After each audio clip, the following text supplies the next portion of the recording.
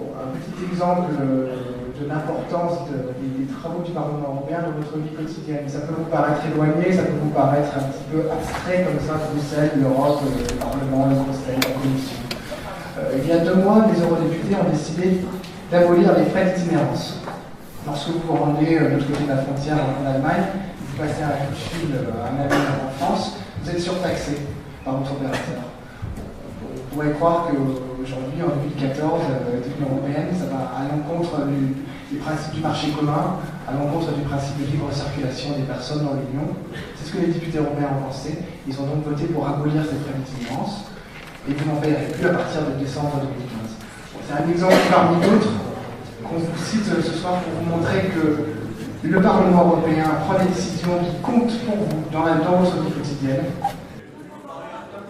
Allô? Oui, comme je le disais, donc Aziz est représentant syndical, ce qui fait qu'il a un éclairage particulier à apporter sur ce que vient de dire Valérie. C'est pourquoi je lui passe la parole maintenant. Je vais rebondir sur ce point, je vais faire une introduction, je vais revenir sur les sujets que je voulais aborder. C'est vrai que bon, je suis représentant syndical auprès d'un opérateur de télécommunications, un éditeur français. Et les risques psychosociaux, effectivement, je suis totalement d'accord. Il y a ce volet-là, effectivement, qui est indéniable. Il y a un autre volet au sein des entreprises qui est à prendre en compte, c'est aussi il y a les discriminations, que ce soit sexuelles ou raciales. Il y a le manque de reconnaissance au sein des entreprises, avec un management qui est très froid.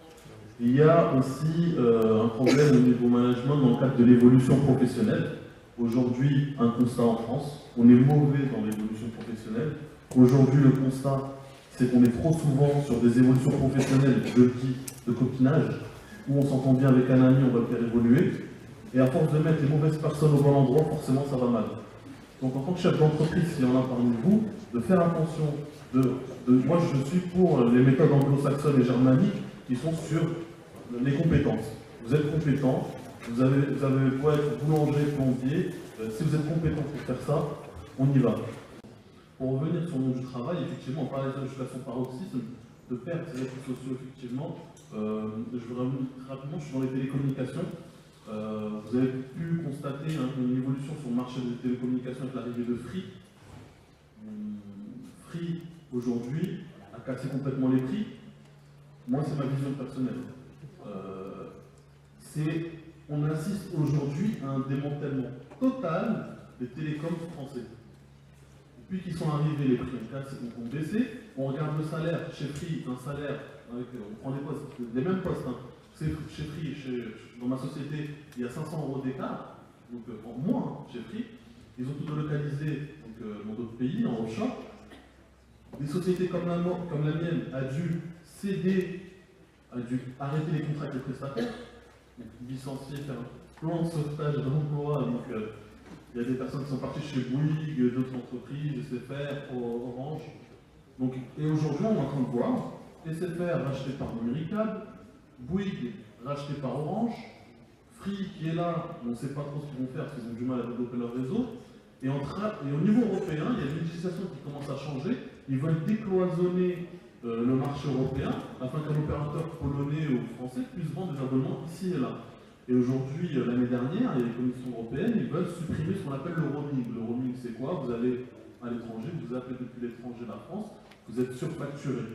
Et cette surfacturation est envoyée à l'opérateur français. Et ça rapporte des fois beaucoup plus que les abonnements qu'ils vendent sur le territoire français de roaming. C'est une fortune. Et aujourd'hui, ils veulent arrêter ça. Donc arrêter ça, c'est tuer aussi les télécoms français. Donc aujourd'hui, on est en train d'assister à un démantèlement européen, des salaires qui baissent, du offshore qui commence à augmenter, des plans de suppression de postes. Et voilà, donc là aujourd'hui, il ne restera plus qu'Orange, l'Europe va s'ouvrir, et une société américaine forcément qui va venir, qui va rappeler le tout. Donc on se retrouvera avec 2 opérateurs au niveau européen, je pense, à terme. Donc voilà. C'est vrai que moi, voilà. On est dans cette nouvelle génération qui est pragmatique.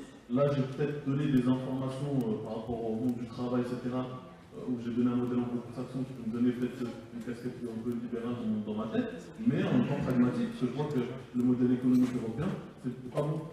Donc,